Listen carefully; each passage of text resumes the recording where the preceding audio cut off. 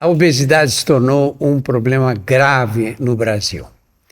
As últimas estatísticas do Ministério da Saúde mostram que em 2023, 61% dos brasileiros caíam na faixa de excesso de peso ou obesidade. De acordo com esses dados, 25% da população brasileira já caía na faixa de obesidade mesmo. Portanto, a cada 4 adultos, 1 tinha obesidade. Hoje, os especialistas consideram que esses números aumentaram. Hoje, eles atribuem à faixa de obesidade mais excesso de peso cerca de 71%. E a faixa de obesidade mesmo já chegando perto de 30%. A obesidade é uma condição que vem associada a muitas doenças graves, a complicações. E ela não depende da força de vontade da pessoa que ficou obesa ou que tem tendência a ficar obesa. Ela depende de fatores neuroquímicos, depende de fatores ambientais, psicossociais.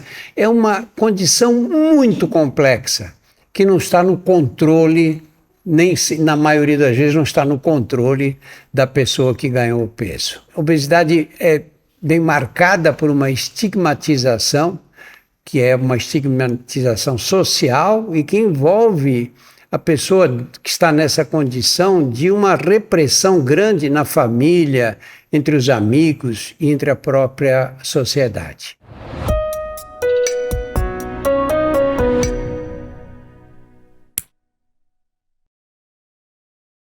Como nós vamos ver hoje, a complexidade é tão grande no caso da obesidade que ela implica em tratamentos às vezes muito radicais. E nós avançamos bastante nessa área nos últimos anos. E aprendemos a conhecer a condição obesidade de uma forma muito mais abrangente. Para isso, nós trouxemos aqui 2 especialistas com larga experiência nessa área. O Dr.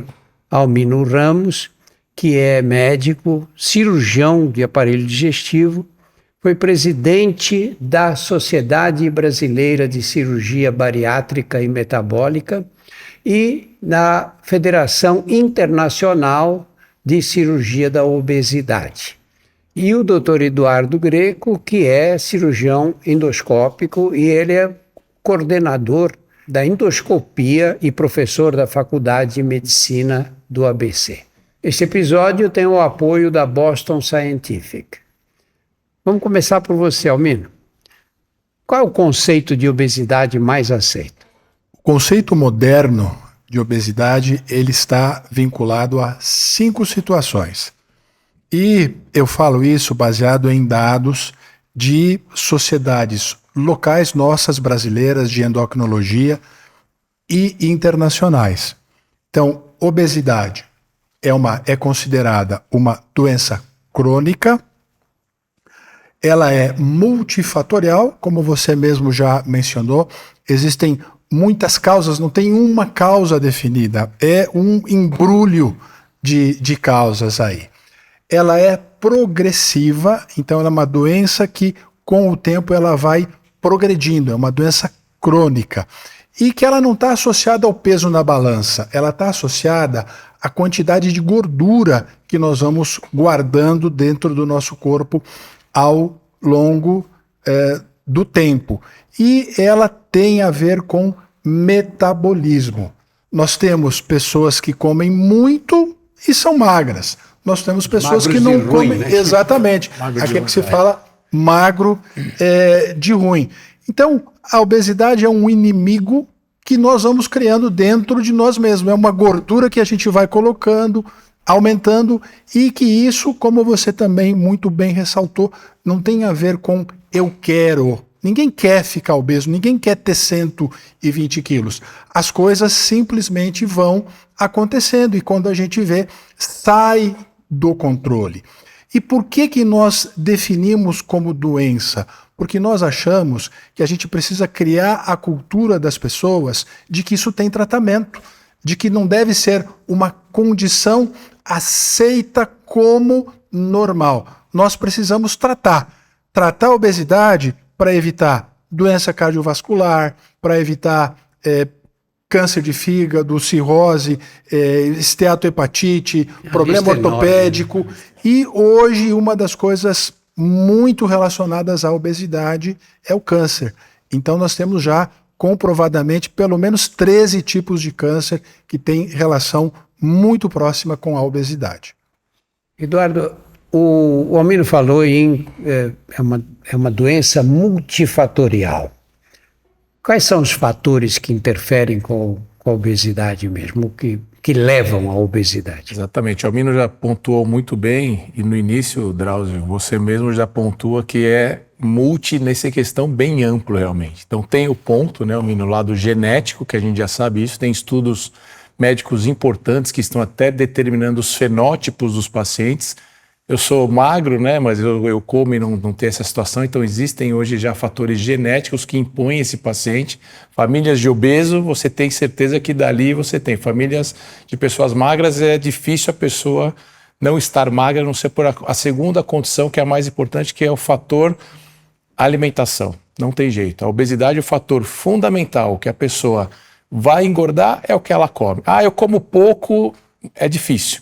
O paciente sempre ele acha que ele come pouco, eu não estou comendo muito, mas você vai identificar o lado nutricional desse paciente, isso é o fator fundamental. Então você sai da genética com o fator nutricional e o ambiente que ela vive hoje, que nós vivemos, que está muito associado, que é a situação do estresse, o dia a dia, a ansiedade. Então a gente tem esse pilar hoje, que a gente vê os pacientes do ponto de vista do seu controle emocional, que desconta, se está feliz, eu vou comer porque eu estou feliz. Se eu estou triste, eu vou comer. Então, o lado psicossocial, o lado social desse paciente, e nisso se junta o fator sedentarismo, que é a atividade física. Então, nós temos a atividade física hoje, as pessoas precisam buscar, eu não tenho tempo, eu trabalho demais, eu não consigo fazer exercício físico. A gente vê que a prática do exercício físico ela é fundamental. Então a gente vê na obesidade esses fatores, o lado genético, o lado nutricional, o lado psicológico e o fator sedentarismo e atividade física. Se fala um pouco também, né, Almino, na questão do sono hoje. É muito importante, a gente coloca um quinto elemento aí, que é a pessoa dormir mal. Eu durmo mal, o sono é importante porque no sono revitaliza a pessoa. Pessoa que tem insônia acorda e faz o quê? Vai na geladeira e vai comer.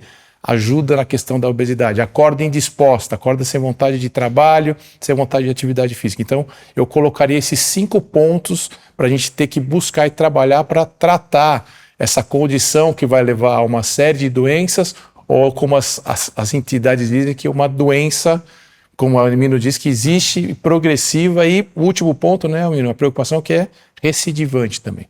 Uma doença que, se não bem cuidada, pode voltar a incomodar o paciente sempre. Como outros problemas crônicos, né? Como o câncer, até como com as drogas. As drogas são doenças que recidivam, né? Exatamente. Agora, todos esses fatores relacionados à obesidade, à origem, a gente precisa analisar com muito cuidado, porque a gente vê algumas pessoas dizendo assim, não, eu sou assim, eu sou obeso pela minha genética. Eu sou obeso porque a minha tireoide não está funcionando muito bem. Essa é a mais comum. E a gente sabe que, na verdade, do peso final de um indivíduo, a colaboração do fator genético ou da tireoide é muito pequena. Então eu acho que o nosso grande problema é o mundo conspira em favor da obesidade e contra a nossa saúde. Nós vivemos num mundo muito mais obesogênico. Sim. O Drauzio mesmo mencionou agora há pouco uma foto de São Paulo que de um tempo atrás eu vi algumas fotos do Rio, tem foto de Nova York. Então quando a gente olha fotos de 100, 150 anos atrás, é difícil identificar na população pessoas obesas. Numa foto vai ter uma ou duas. Essas eram genéticas de 100 anos atrás. Do que vem acontecendo hoje realmente é o nosso mundo moderno. É o mundo obesogênico que cada vez oferece uma quantidade calórica maior num volume pequeno de alimentação, aquilo que a gente chama de alimento super ou ultraprocessado e a dificuldade de acesso. Não é fácil, Drauzio. Às vezes eu estou conversando com um paciente, Greco, e ele me conta que sai para o trabalho às 5h30 da manhã e volta às 9h30 da noite. Como é que eu vou dizer para um indivíduo desse fazer atividade física? Em que momento? Fazer uma alimentação saudável 5 vezes. É uma questão que a gente tem que analisar com muita calma, né? E muitas vezes você vai dizer para ele, não, procure fazer uma dieta saudável. A gente usa esse termo que não quer dizer nada. Né? Quer dizer nada. Totalmente vazio. Aliás, uma das coisas que mais colabora para a obesidade é falta de programação. É você chegar em casa hoje e não ter o que comer. Porque aí, quem que vai se animar? Abrir a geladeira, pegar o vegetal, pegar o legume, lavar, cozinhar para comer daqui 2 horas. É muito mais fácil pedir uma pizza, é muito mais fácil. O acesso ao telefone é mais fácil. No iFood é muito mais fácil pegar qualquer porcaria congelada que tenha na geladeira e comer.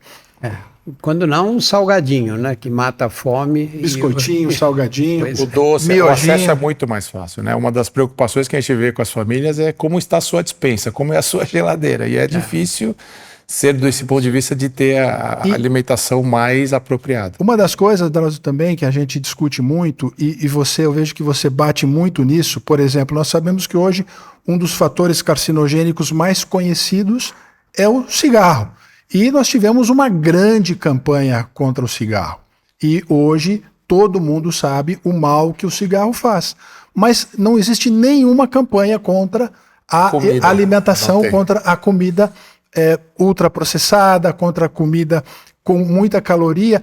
E o que a gente imagina é que daqui a 40, 50 anos, esse tipo de comida vai ter que ter aquela mesma tarja preta que o cigarro tem hoje, dizendo, olha, você está consumindo um produto que faz muito mal à tua saúde. Explica o que é um alimento ultraprocessado, que muita gente não conhece. Um alimento ultraprocessado é um alimento onde a indústria ela põe várias substâncias, mistura muita coisa para aumentar o tempo de durabilidade. Então, em geral, tem muitos conservantes e ele basicamente envolve carboidrato.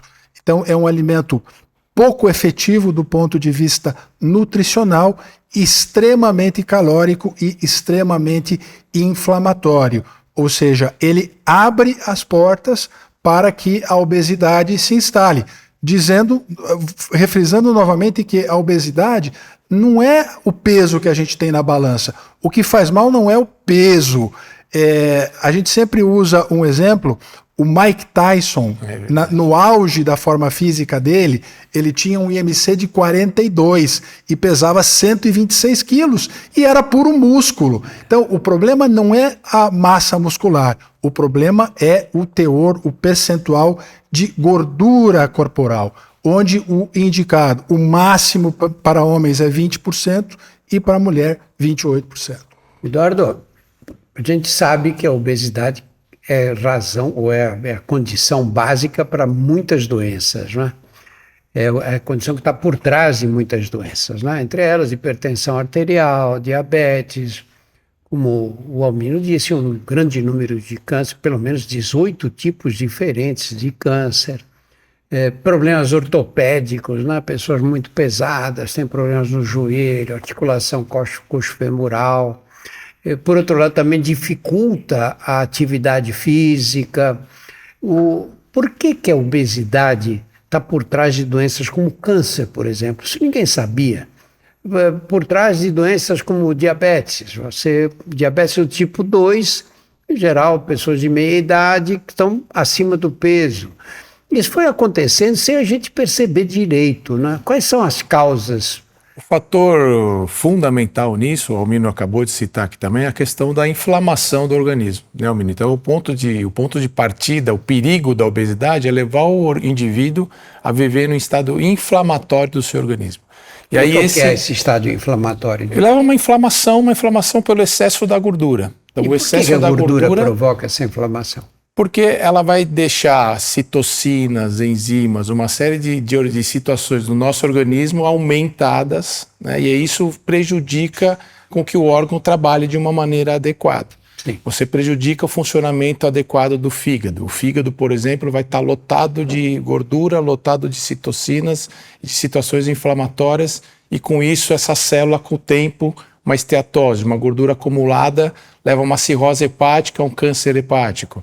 Nas articulações, nas artérias, né, o excesso de gordura nas artérias, levando a uma possibilidade de infarto do paciente, como você bem disse. Então, esse processo inflamatório acaba gerando esse desgaste todo e essas condições para os pacientes. Que a maioria das pessoas vê a gordura e imagina como um tecido inerte. Ele só está ali. Só que a gordura é um tecido endócrino. Ele produz hormônios e substâncias ruins para o corpo da gente, que vão, pouco a pouco, intoxicando e causando aí uma cadeia de outras doenças. Muita gente considera, muitos especialistas consideram o tecido adiposo como sendo a segunda glândula do organismo, Exatamente. Só fica atrás da hipófise. Tecido endócrino bem ativo.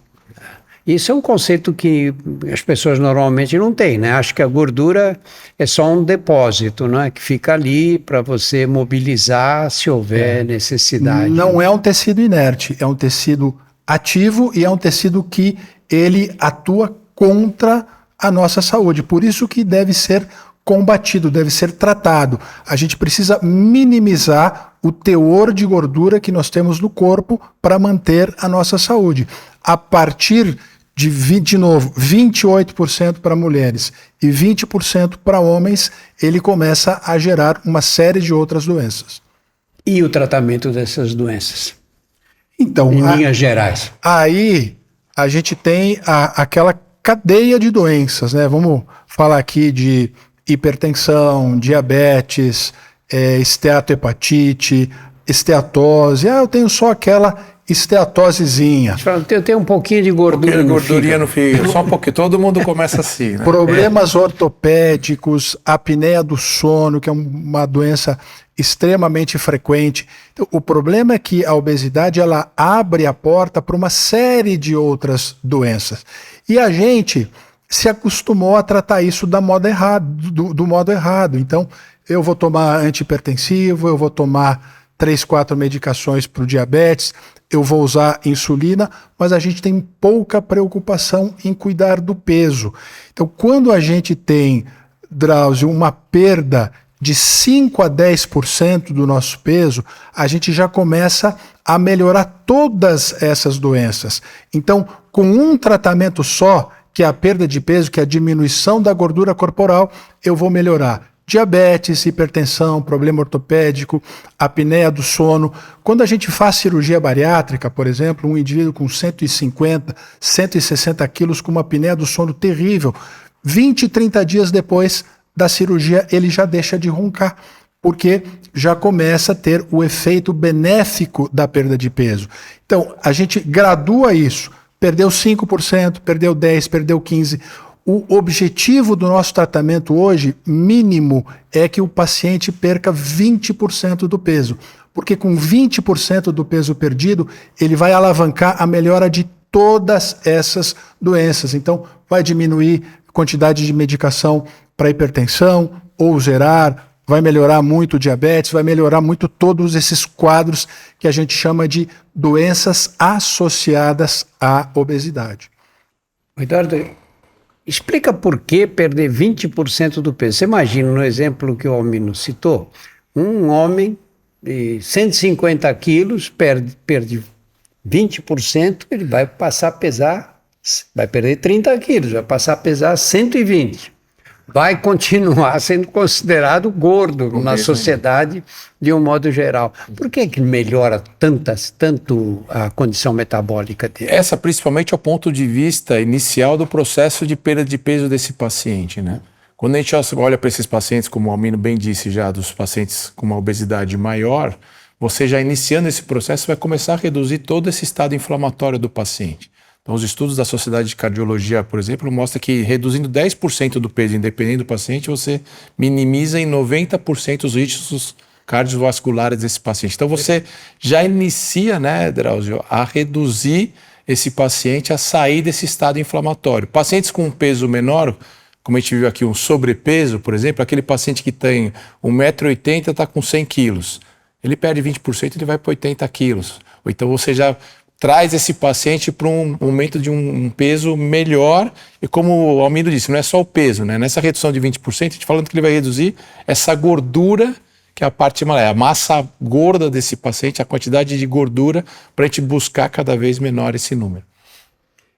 Você falou que ninguém quer ser gordo, né? Ninguém quer pesar 130 quilos. Agora, eu tinha um amigo, tenho um amigo, faz tempo que eu não vejo.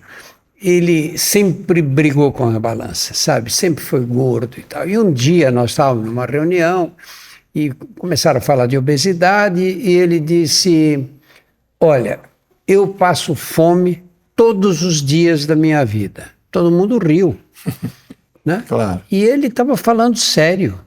Ele falou, se eu comesse tudo que eu tenho vontade de comer, eu seria muito mais gordo. Explica esse fenômeno aí. Por que é tão difícil perder peso?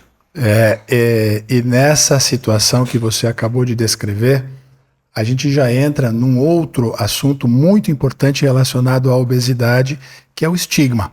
Aí, no estigma social dos amigos, com aquela brincadeira, aquele conselhinho, às vezes na hora que não é a mais apropriada. Mas aí a gente volta naquele conceito das 5 coisas relacionadas à obesidade. E uma delas é problema metabólico. Então, o que acontece? Se a gente fizer um cálculo calórico, do consumo calórico desse paciente, da taxa metabólica basal que ele tem, ela é uma taxa muito baixa. Então, todos os dias esse paciente, por exemplo, ele acorda devendo, porque ele acorda com o metabolismo dele tendendo a que ele ganhe 500 calorias naquele dia. Então ele luta contra isso todo dia, Drauzio, porque ele já acorda de manhã com o jogo perdido. Ele precisa correr atrás para conseguir dar a volta nisso. Isso é a questão metabólica da obesidade. E essa é uma situação central. A obesidade, ela não aparece no estômago. Ela é uma doença do sistema nervoso central, mais especificamente do hipotálamo, onde a gente tem ali uma área que controla fome, outra área que controla saciedade. Outra área, Drauzio, extremamente importante, que controla aquilo que a gente chama de recompensa. O homem é o único animal que aprendeu a comer por prazer. Todos os outros animais comem quando eles têm fome. Nós comemos por prazer, por situações sociais, e muitas vezes você não tem a mínima fome e está ali numa roda de amigos ali, tomando uma cerveja, brinco, né, Mino, comendo uma linguicinha. Ninguém comeu uma sobremesa com fome na vida. Exatamente. Ninguém. Exatamente. Comeu, a sobremesa tinha fome, esquece. Só que todo mundo vai lá e come. Come pelo prazer. Pelo prazer. É doce. É o doce, né? E hoje esse mundo que a gente falou que a culinária é bem-vinda. Não é simplesmente sente e come o que você precisa, né? O carbo, a proteína, não. É comer por prazer. E basicamente, pratos elaborados, etc. Isso é um desequilíbrio metabólico. Aquele paciente, ele tem um desequilíbrio metabólico, aonde ele realmente não come muito, mas ele não consegue perder peso. Por quê? Porque a doença, obesidade, já está estabelecida no corpo dele e não deixa ele perder peso de uma forma fácil. Nós temos uma situação que a gente chama de set point. No momento em que eu chego no meu peso máximo, que seja 120 quilos, toda vez que eu perco 10, 15 quilos, o meu corpo vai fazer todo o esforço que pode para voltar àquele peso inicial. E para a gente mudar isso, a gente precisa de tratamentos longos, de 6 meses, 8 meses, para ir gradualmente baixando esse set point. E onde entra a cirurgia? Porque, sabe, eu peguei a época em que se operavam os casos de úlceras duodenais, úlceras gástricas mesmo. E o pessoal era radical mesmo. Você, às vezes, fazia a retirada completa do estômago. E a gente via aquelas pessoas que muitas vezes eram obesas, perderem 20, 30 quilos. Quer dizer, já era uma cirurgia Exato, bariátrica. Bariátrica sem por ter a tabela. intenção de sê-lo, né? E por que a cirurgia, nesses casos, consegue reduções tão bruscas assim de peso? Porque a cirurgia é o melhor instrumento de mudança metabólica que nós temos. Isso é uma evolução da cirurgia muito importante, uma mudança muito importante, Drauzio, que é sair da cirurgia bariátrica, daquela cirurgia que ela imaginava que funcionava pela redução do estômago e pelo desvio do intestino, e entender que, por exemplo, quando nós fazemos a redução do estômago, nós estamos cortando, seccionando o nervo, a inervação que controla a fome do estômago. Então, esse paciente no pós-operatório, ele não come pouco porque o estômago é pequeno, ele não enche o estômago, ele come pouco porque ele não tem fome. Ele tem essa mudança do desvio intestinal que leva a produzir uma série de hormônios positivos que ajudam também a diminuir fome, melhorar a saciedade, melhorar metabolismo basal, acertar a questão metabólica do corpo do nosso paciente. E vejam só, da análise do estudo desses pacientes, as grandes indústrias farmacêuticas começaram a estudar por que um paciente bariátrico perdia tanto peso. E houve uma série de conclusões, mas uma das mais importantes é da mudança em relação a hormônios que o nosso intestino deveria produzir normalmente, que geram saciedade. Ou seja, eu como, 15, 20 minutos depois que eu como, eu tenho saciedade. Isso em algumas pessoas não funciona, porque não tem a produção adequada desses hormônios. E aí veio a produção em laboratório desses hormônios, daquilo que a gente chama de análogos do GLP-1, que são os remédios mais populares e mais efetivos para tratar a obesidade.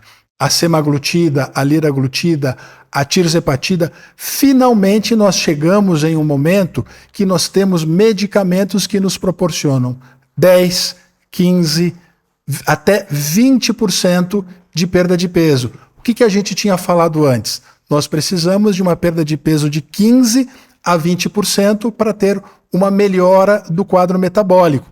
O que a gente tinha antes? Sibutramina e Orlistat. Sibutramina, Orlistat, cheios de efeitos colaterais e com 3, 4, 5% de perda de peso. Hoje nós temos os remédios mais potentes, os análogos, esse que faz injeçãozinha na barriga, como se fosse insulina, que funcionam muito bem e geram muita perda de peso. Problema tem alguns eventos adversos e problema aí que reforça a ideia da obesidade como doença, Drauzio, porque se você usa esses medicamentos, emagrece 20, 25 quilos e para de usar, o que acontece? Engorda. Volta a ganhar peso tudo de novo. Então, a cirurgia é o tratamento mais potente que nós temos para gerar perda de peso. Ela está indicada em pacientes que têm obesidade, doenças associadas e não conseguem um controle adequado com o tratamento convencional. Ô Eduardo, e a cirurgia endoscópica, como ela contribui para esse tipo de abordagem? No que entramos, né, Drauzio? Como o Almino disse, a cirurgia bariátrica, do ponto de vista metabólico, é o melhor e a mais efetiva para esse paciente. Só que a gente tem esse paciente do sobrepeso. Esse é um paciente que não é um candidato a uma cirurgia bariátrica e que tinha sibutramina, Orlistat, do ponto de vista medicamentoso, ações muito ruins. Nós, endoscopistas, começamos a trabalhar do ponto de vista endoscópico restritivo. Nos procedimentos endoscópicos, nós temos duas alternativas. O balão intragástrico, que é o mais antigo, que existe no Brasil. O Brasil hoje é o país que tem cerca de 50 mil balões colocados, é o maior do mundo, com a maior experiência. Isso começou nos anos 90, né? Início dos anos 90. Isso, começou lá com o próprio Almino, com o Galvão. Eles começavam para os pacientes... Explica para quem não sabe. Isso. O balão é um dispositivo de silicone que que você coloca dentro do estômago do paciente e preenche ele com soro, com líquido. Preenchimento em torno de 400 a 700 ml. Ele ocupa espaço. Então ele leva o paciente até uma saciedade. Parece que ele comeu uma feijoada e eu fico conversando com aquela feijoada o dia todo. Porque o paciente come feijoada no sábado no almoço, Drauzio, só que à noite sai com os amigos para comer uma pizza. Não tem jeito. O balão é a feijoada o tempo todo. E aí, com o balão, a gente faz com que esse paciente entre num programa de obesidade junto com o nutricionista, psicólogo, atividade física, para que ele se reeduque. Porque o que vai acontecer? Um dia esse balão não vai ficar no paciente, não é para sempre. Hoje os balões eles têm duração, vamos dizer de uma maneira mais simples, 6 meses de duração de tratamento ou 12 meses. O que eu falo para o paciente, o seu tratamento não é hoje que eu estou colocando o seu balão. Eu vou colocar o balão, você vai perder peso. Porque todos eles entram numa dieta extremamente rigorosa, no acompanhamento psicológico. Então eles vão atingir essa perda de peso média com o balão em torno de 15% do seu peso. O problema é o dia que eu tirar o balão. O dia que eu tiro o balão, você está livre, leve e solto. O seu estômago continua lá. Não houve uma manipulação cirúrgica, absolutamente nada. Então, você não pode deixar que essa recidiva do peso, isso acontece. A gente sabe que cerca de 30% dos pacientes acabam voltando a ganhar o seu peso, porque não entenderam essa mudança, que é mudar a sua rotina. Então, o balão se iniciou para o super obeso. Almino começou no caminho inicial com a gente, porque a gente colocava o balão para o paciente de 200 quilos, perder 40 quilos, por exemplo, e para uma condição cirúrgica melhor, metabolicamente melhor. É melhor operar o paciente com 160, né, Almino, do que com 200 quilos. Claro. Mas a gente começou a entender que o balão podia ser usado para esse paciente do sobrepeso para evitar que esse paciente chegue numa obesidade mórbida. Então, esse sobrepeso, como as medicações não tinham tanta efetividade, esse paciente ficava num limbo. Não posso operar porque eu não tenho indicação cirúrgica e, ao mesmo tempo, eu também não posso fazer o tratamento. Então, se instituiu como primeiro caso o balão funcionando dessa maneira. A questão de mais ou menos 10 anos, 2011 a 2014, o professor Manuel Galvão Neto começou a estudar uma maneira de uma cirurgia endoscópica, que hoje a gente chama de sutura endoscópica ou gastroplastia endoscópica, que também vem nesse paralelo. Ela é indicada para esses pacientes que têm sobrepeso ou obesidade leve, que não são candidatos a uma cirurgia bariátrica convencional, porque ela é um método restritivo. Então, Drauzio, a cirurgia endoscópica, ela reduz o tamanho do corpo gástrico, a parte do estômago, evitando a sua distensão. Com isso, você vai ter um momento de restrição de espaço. Então, o paciente ele vai comer menos porque cabe pouco alimento. Ele acorda, como o Almino disse, não tem fome. É diferente, fome e vontade de comer, né? Ele sempre fala, doutor, estou com vontade de comer um brigadeiro, mas tem fome? Não tem fome. E entra nesse processo. Então, a cirurgia endoscópica ela é mais prolongada. A gente tem um acompanhamento dos pacientes já de 5 anos, com uma perda de peso em torno de 20% até 25% em alguns pacientes e que se mantém em 2 a 3 anos. No nosso grupo, a gente tem em torno de 12 a 15% de pacientes que depois de 3 anos volta a ter algum tipo de recidiva, e aí é um outro tema para a gente trabalhar. Então, do ponto de vista hoje endoscópico, o que nós temos? Nós temos procedimentos para esses pacientes que não são candidatos à cirurgia bariátrica, é o sobrepeso ou obeso leve, balão extremamente restritivo, mas não modifica o estômago, e a cirurgia endoscópica, que a gente vai fazer uma modificação do volume do estômago, deixar o estômago pequeno a longo prazo. É para que se mantenha isso a um período que não precisa. Então, a gente tem hoje essas alternativas endoscópicas para tratar, combater a obesidade. Então, a cirurgia endoscópica é sempre menos agressiva do que a cirurgia clássica, não é, Eduardo? O que te leva? Você recebe um paciente que vem lá com, sei lá, 120 quilos, ele tem 1,75 m de altura. E aí, como é que você decide? Você diz, vamos fazer uma cirurgia endoscópica, ou vamos fazer uma cirurgia convencional, ou tratamento clínico com esses medicamentos novos agora. Importantíssima essa pergunta, porque, Drauzio, a gente sempre tem que individualizar, né, o paciente. Então, todo paciente é um paciente diferente. A gente trabalha em cima de números, né, o IMC, o meu IMC é até 35, então eu vou do 27 até o 35, cirurgia endoscópica, acima de 35, cirurgia bariátrica. Só que às vezes um paciente com IMC de 42 não quer operar de jeito nenhum. E você não pode deixar esse paciente, doutor, eu sei, o ideal para mim era cirurgia bariátrica, mas eu tenho medo, eu não quero. você me indicou o doutor Almino, eu conversei com o doutor Almino, porque a princípio eu individualizo e entendo aonde esse paciente precisa chegar para dar o melhor tratamento para ele. Alguns pacientes eu falo, ó, é melhor, você está com o ponto de vista metabólico alterado, diabético, hipertenso, você precisa da cirurgia metabólica. Vai até o doutor Almino, conversa com ele. Às vezes ele vai, aceita aquele tratamento, às vezes ele não quer. Então, também não pode deixar ele sem ser tratado. Claro. Então, assim, ó, você precisa perder 30%. Eu vou conseguir fazer você perder 15, 20, já é um grande ganho. E trazer ele para um tratamento multidisciplinar. Você sente o paciente naquele... Não, doutor, eu tenho medo de tudo, eu não quero mais. E essas medicações? Pode ser? Pode. O que é importante, com o seu paciente, mostrar para ele, isso que eu acho legal hoje, né, Almino? A gente tem um leque de tratamentos para oferecer para esse paciente. Felizmente. Felizmente, né, Drauzio? Inclusive, tem pacientes que às vezes precisa perder 8 quilos, 7 quilos. Chega lá e fala, não, doutor, eu vi, minha amiga fez a sutura endoscópica, eu quero costurar. Fala, não, mas você não tem indicação, você precisa de a minha psicóloga te ajudar a trabalhar a sua cabeça, a minha nutricionista montar um programa com você. Vamos tentar primeiro o tratamento que é dieta e exercício físico, né? Às vezes vamos usar então a medicação por um período curto para te dar um estímulo de perda de peso. Então acho que é importante a gente ter esse leque, entender e individualizar esse paciente para poder indicar o melhor tratamento. Almino, você indica cirurgia para um paciente. Você acha que ele tem indicação de acordo com todas as normas que as sociedades estabelecem. E aí ele faz a cirurgia. Quais são os cuidados que ele tem que manter depois de ter feito? Porque é um procedimento cirúrgico complexo, não é? Uhum. Certamente. E o Greco já comentou, e uma coisa que é muito importante no tratamento da obesidade, não importa qual tratamento que nós vamos fazer, é que o paciente tenha um apoio adequado de equipe multidisciplinar. O tratamento multidisciplinar, ele está muito consolidado no tratamento da obesidade, porque nós temos múltiplas causas. Então nós temos causas associadas a problemas emocionais, psicológicos, aonde uma psicóloga, um psicólogo, um profissional de psicologia pode nos ajudar muito, e muitas vezes nós vamos precisar de um psiquiatra, dependendo da situação.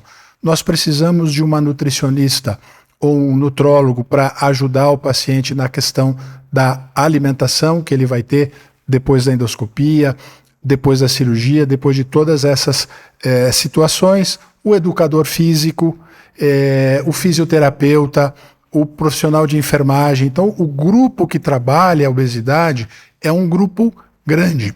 Então, quando a gente tem um grupo grande para tratar, várias alternativas de tratamento, nenhuma consolidada, é porque nós estamos tratando de um problema muito complexo. Então, basicamente, hoje, o que a gente pode oferecer para o paciente? Modificação de estilo de vida, medicação, tratamento endoscópico e tratamento cirúrgico. O tratamento cirúrgico, ele é o mais eficaz e é o mais radical, o mais agressivo e que precisa de mais cuidado no pós-operatório.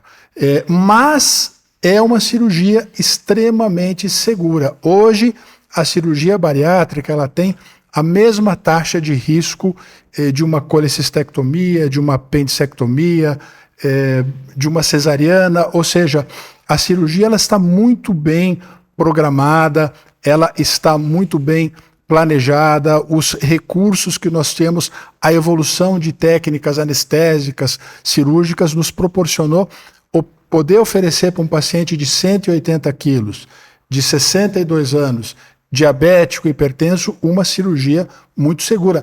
Nós tratamos um paciente de alto risco, mas a cirurgia que nós oferecemos é muito segura. E no pós-operatório, o paciente vai ter exatamente o acompanhamento dessa equipe multidisciplinar, orientando como vão ser as fases da dieta. Então, a gente começa com uma dieta totalmente líquida por 5 a 7 dias, depois vai para creme, depois vai para purê, enfim, até voltar à dieta sólida, normal. Existe toda uma questão de reabilitação para que mais rapidamente possível o paciente tenha a condição de começar a praticar uma atividade física que é muito importante. E também o Greco já chamou a atenção do preparo no pós-operatório. Esse paciente, ele não pode ir para a cirurgia com o peso que ele está. Ele precisa, através de um preparo específico, até mesmo de uma colocação de balão, fazer um recondicionamento, uma reabilitação antes da cirurgia. Perder 8 a 10% do peso, estar com todas as suas doenças bem compensadas, certinho, pressão compensada, diabetes compensado, para que a gente possa oferecer uma cirurgia para ele com segurança. E com tudo isso a gente espera, no correr de um ano, que é o tempo de emagrecimento, um ano e meio, que esse paciente chega a uma perda de peso entre 30% a 40% do seu peso total. Mas é muito importante a participação e o acompanhamento das equipes. O que a gente vê, e isso acontece com a gente na cirurgia, acontece com os pacientes da endoscopia, é que o paciente, com 15, 20 dias da cirurgia, com um mês, com 45 dias, depois ele perder 12, 15, 20 quilos, ele se sente o super-homem, ele se sente a super-mulher. Por quê? Porque melhorou muito a sua condição, dorme melhor, respira melhor, tem muito mais aptidão física, trabalha melhor, rende melhor no trabalho. Então ele pensa de uma maneira muito simplista. Por que eu tenho que voltar lá se eu estou tão bem? Deixa para depois, mês que vem eu vou, no outro mês eu vou, no outro mês eu vou. E perder tanto peso num espaço curto de tempo tem seus riscos. E os riscos são nutricionais. Pode consumir ferro e gerar anemia, pode consumir cálcio, pode consumir vitaminas do complexo B e uma série de deficiências nutricionais que podem aparecer. E uma muito importante, Drauzio, que com certeza você já viu, porque todo mundo já viu essa situação, você ouve falar de um amigo, de um conhecido seu que fez cirurgia bariátrica. E você está todo animado para vê-lo na sua nova condição de vida, e quando você encontra ele, você toma aquele susto, porque ele está com uma cara de abatido, de doente. Isto é problema nutricional. Perdeu muita proteína, não fez o acompanhamento que deveria, deixou de passar na nutricionista exatamente por se sentir muito bem, e o ferro foi caindo, a B12 foi caindo, a proteína for caindo. Isso é uma das coisas que a gente chama muito atenção. O emagrecimento, ele deve ser um emagrecimento de gordura, não de massa muscular. E tem gente que não se cuida da forma adequada e acaba perdendo muita massa muscular, chegando muitas vezes até uma doença chamada sarcopenia, que é a perda excessiva de massa muscular. Então, o acompanhamento pós-operatório, o acompanhamento em qualquer situação relacionada ao tratamento da obesidade é essencial, é extremamente importante. Eduardo, aí a pessoa foi operada, perdeu, 30 quilos, está se sentindo ótima, mais animada na vida, e obesidade essa obesidade grave é uma doença recorrente, não é? Como muitas outras doenças crônicas, não é? E aí, como é que vocês abordam esses casos? A pessoa perdeu 40 quilos e volta a recuperar outro tanto. 25, 26, 30 quilos. Isso não é incomum, né, Drauzio? Inclusive, o Almino hoje já foi presidente da sociedade. As maiores discussões que a gente tem nos congressos, tanto de parte de endoscopia, do ponto de vista de tratamento endoscópico bariátrico de obesidade, quanto na cirúrgica, já existem sessões específicas para isso. Porque hoje a grande preocupação não é só fazer o paciente emagrecer, mas a questão é do reganho de peso. Então o importante é a gente tentar resgatar esse paciente já para o consultório, para a clínica, do ponto de vista nutricional, psicológico, ver toda essa questão de medicação, por que ela deixou de acompanhar o seu médico, a sua médica, né? Qual que foi esse motivo? Eu às vezes recebo pacientes que foram operados e que têm vergonha, não querem voltar para o cirurgião bariátrico nos procurando, então é importante esse contato com o cirurgião para falar do paciente, buscar, conversar o que vai ser de melhor tratamento para ver as alternativas. A primeira, o que é fundamental é esse paciente voltar para a parte nutricional, psicóloga, resgatar esse paciente para o consultório, fazer os exames devidos para ver se precisa repor ferro, todo do ponto de vista nutricional. No segundo momento, dependendo do que esse paciente fez, o que você vai ofertar novamente para ele. Foi um tratamento endoscópico, foi só um balão, não mexeu nada com o estômago, pode colocar um outro balão, vamos partir para uma cirurgia endoscópica, ganhei muito peso, vamos então agora partir para uma cirurgia barata. Então você vai reiniciar esse paciente do zero. O paciente que já fez algum tipo de tratamento, ele já é um pouco mais complicado. Fez um procedimento endoscópico, uma gastroplastia endoscópica, não pode mais pôr balão. Esse passo não vai dar. A gente pode associar medicações, a gente pode ressuturar, que a gente fala, então a gente pode pegar esse estômago, fazer uma endoscopia e identificar se o estômago dele dilatou ou não, porque você tem duas condições. Esse paciente operado, esse estômago operado, ele pode voltar a dilatar um pouco e faz com que o paciente coma mais, ou a gente pega alguns pacientes que o estômago está maravilhoso. A cirurgia está ótima. Então você vê que é o ponto de vista emocional. Não adianta você fazer nada nesse paciente, a não ser reconduzi-lo ao tratamento da equipe multidisciplinar, como o Almino frisou, que é muito importante. E o paciente cirúrgico também. Tem pacientes, dependendo do tipo de cirurgia, um sleeve, por exemplo. Esse paciente, eu posso fazer uma sutura endoscópica nesse sleeve. O que é o sleeve? Isso. O sleeve hoje é uma cirurgia que é como se fosse uma manga de camisa. Você cortar uma parte desse estômago do paciente e mantém um volume maior no estômago. Você não faz o desvio intestinal. Ou você tem o bypass, aí o Almino depois pode complementar, mas as técnicas mais comuns para a gente explicar, que é o bypass, é essa do estômago pequenininho com a mudança do trânsito intestinal. Do ponto de vista endoscópico, o que a gente pode ajudar é tentar reduzir mais esse sleeve, ou até mesmo essa cirurgia que foi feita menorzinha, a gente também consegue costurar e tentar reduzir os volumes. Só que a gente viu que não adianta só reduzir o volume se o paciente não mudar a cabeça.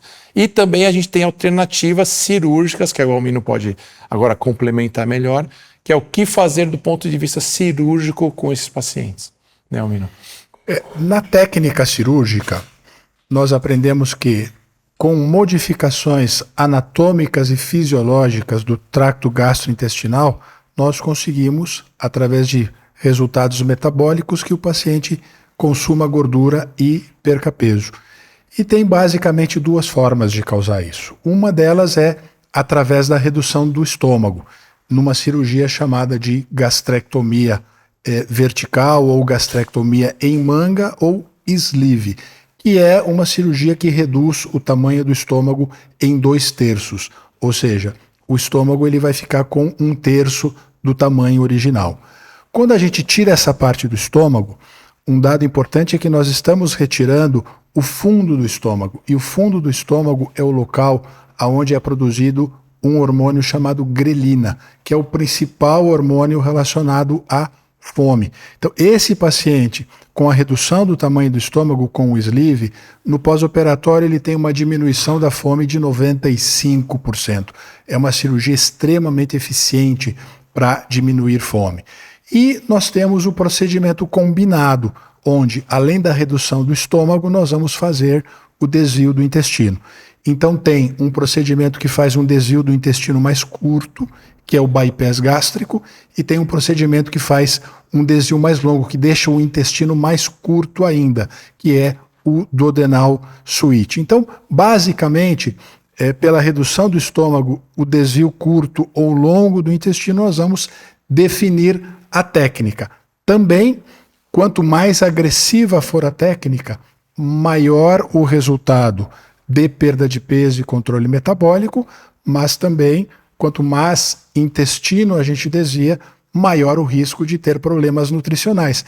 Então aí a gente vem para o organograma de tratamento da obesidade. Número 1, avaliar. Eu vou avaliar o meu paciente e entender por que ele ganhou peso, quais são as doenças associadas que ele tem. Eu avalio e eu tenho um diagnóstico. Número 2, diagnosticar. Entendendo isso, aí eu vou definir um tratamento, que não necessariamente seja cirurgia, mas eu vou personalizar o tratamento. Então eu vou imaginar que o tratamento desse paciente vai ser um balão, porque é um paciente que precisa perder pouco peso e é um paciente muito colaborativo. Ele, a princípio, não gostaria da ideia da cirurgia, ele queria um tratamento mais conservador. Então eu vou prescrever, eu vou personalizar para ele, indicar um balão. No acompanhamento do balão, eu vou combinar terapias, porque eu sei que quando eu tirar esse balão, esse paciente pode voltar a ganhar peso. Então, eu vou associar uma dessas medicações para dar um suporte para esse paciente. E, por último, eu vou acompanhar. A gente está falando aqui de acompanhamento.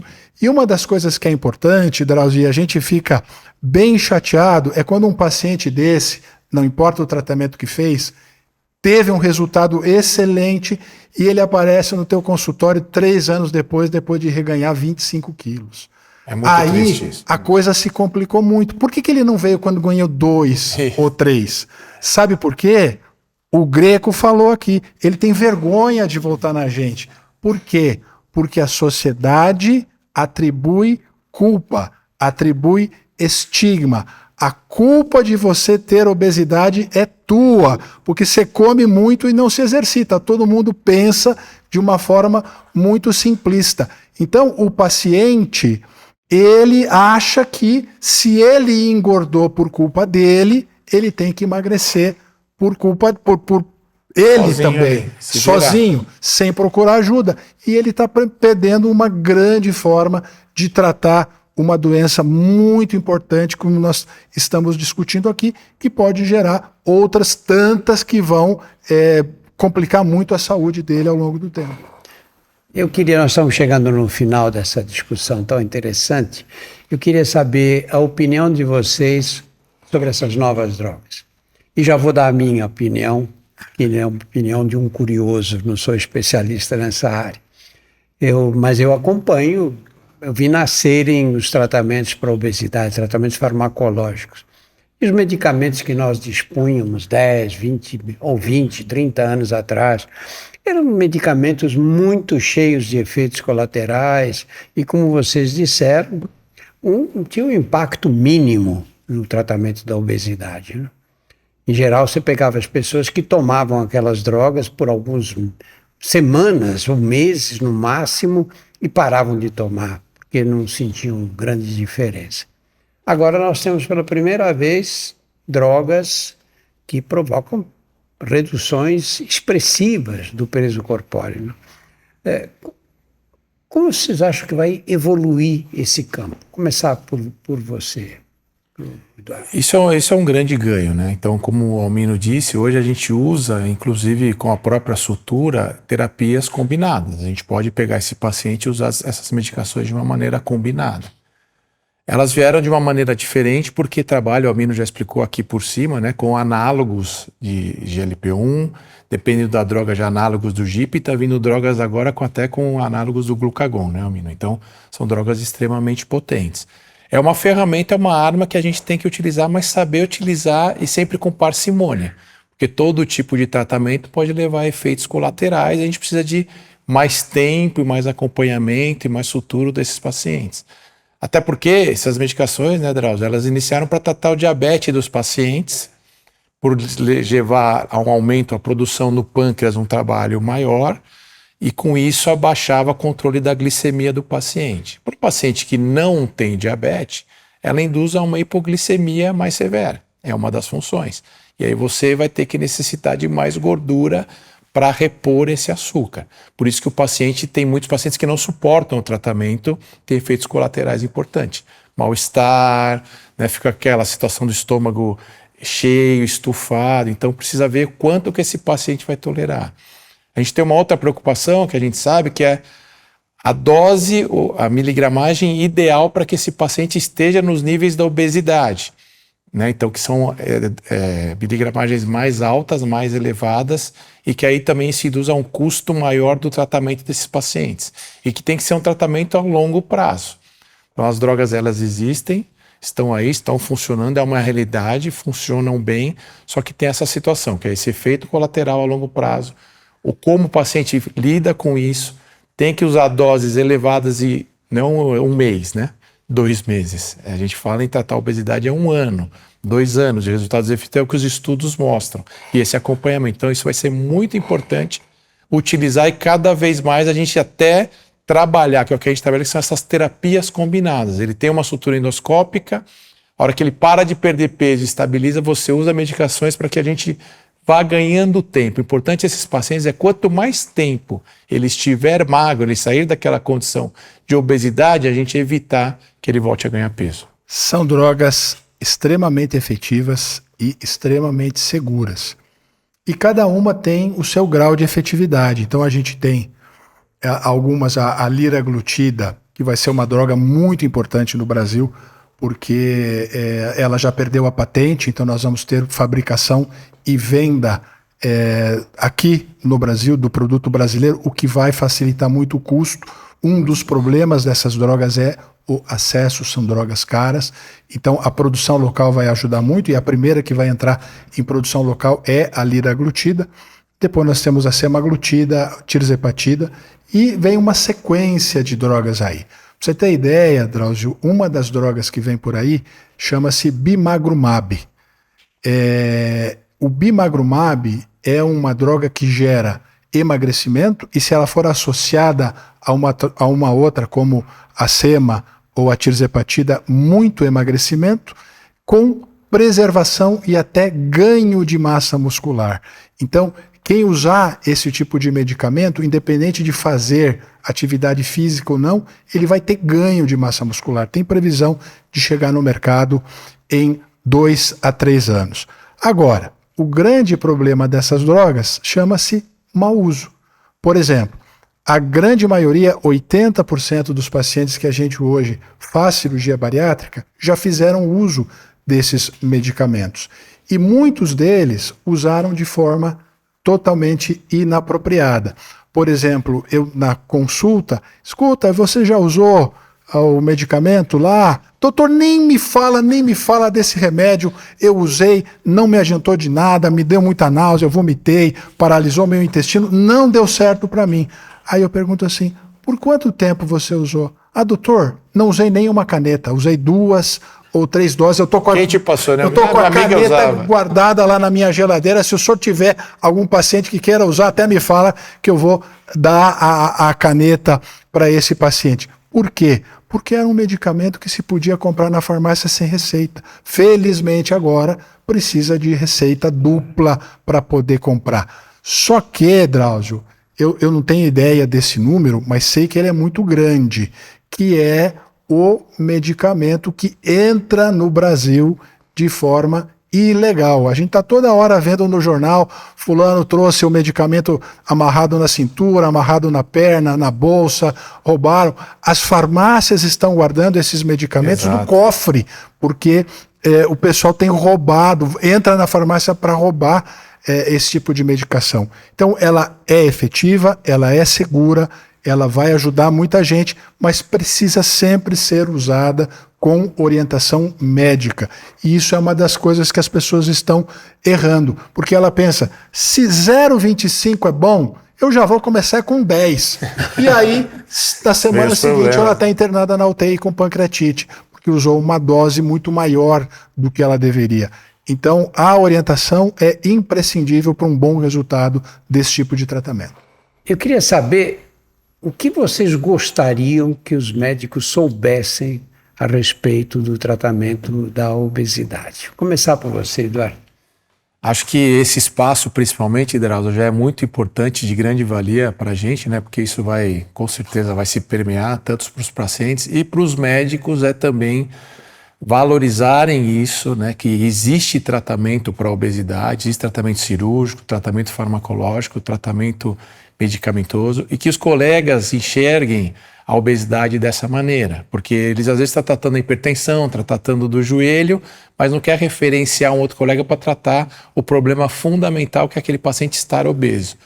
Então, nossos colegas médicos que estiverem tratando, se deparando com pacientes com essas comorbidades, com o câncer, identifiquem a obesidade, mostrar para esse paciente, porque o mais importante é a informação, né, Drauzio? O seu canal é esse, é a gente informar as pessoas. A sociedade bem procurou, apenas 2% das pessoas procuram um tratamento para obesidade, porque não tem informação, não tem o conhecimento que existe um balão, que existe uma sutura, como é que funciona uma cirurgia. Todo mundo tem, o princípio é medo, né?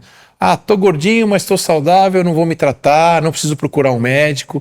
E geralmente, muitos desses pacientes estão com os nossos colegas médicos, que eu peço que é isso, identifiquem isso como um problema para que esse paciente precisa ser tratado e que hoje nós demonstramos aqui, existe uma série de maneiras e tratamentos seguros, super eficazes para a gente combater esse problema. Tem um estudo americano onde vários pacientes com obesidade severa, aquilo que antes a gente chamava de obesidade mórbida, passam em consulta médica por razões distintas, não pela obesidade. E somente 12% dos médicos, depois de atender aquele paciente que veio numa consulta porque tinha uma infecção urinária, porque tinha tosse, porque tinha azia, eles foram capazes de, terminando a consulta, dizer: olha, o senhor já percebeu que o senhor está muito acima do peso e que isso pode trazer consequências importantes para a sua saúde?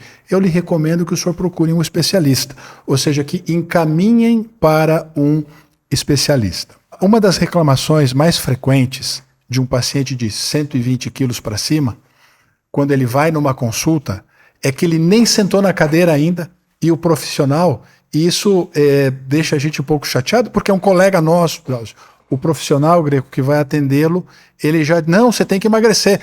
Não importa a razão da consulta, se é tosse, se é dor no joelho, se é gastrite, se é diarreia, o tratamento é emagrecer.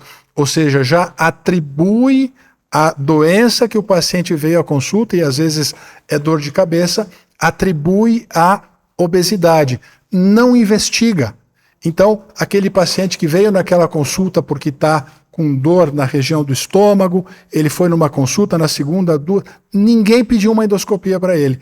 3 anos depois, algum colega pede e aparece lá um câncer de estômago que esse paciente já tinha desde o princípio. Então, a gente precisa entender esse paciente com obesidade como uma pessoa que ela tem a obesidade, mas ela tem outras doenças também que precisam ser adequadamente investigadas e tratadas. E a gente volta de novo para aquela questão da raiz do estigma contra a obesidade. Nós, profissionais que tratamos a obesidade, nós somos estigmatizados também. Por de alguma forma estar relacionado a você chegou o médico dos gordos, você é aquele que trata gordo. Existe um estigma, e esse estigma ele está relacionado à atribuição de culpa. Você é obeso porque quer. Se você quisesse de verdade, você saía disso daí. Então, isso é falta de conhecimento, falta de ignorância, na verdade. Ignorância. Então, os profissionais da saúde, eles não podem ser ignorantes, eles precisam entender de saúde, eles precisam entender de humanidade, eles precisam ter acolhimento, empatia com a pessoa, não importa a condição física que ela tenha.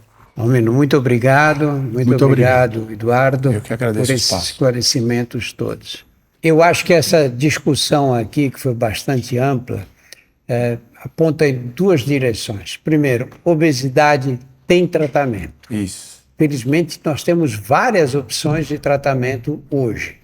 E, em segundo lugar, atribuir a culpa da obesidade ao paciente que sofre dela é um preconceito, é fruto da ignorância que a sociedade não deve ter, e muito menos nós da classe médica. Se você se interessa sobre temas de saúde, acesse o nosso portal.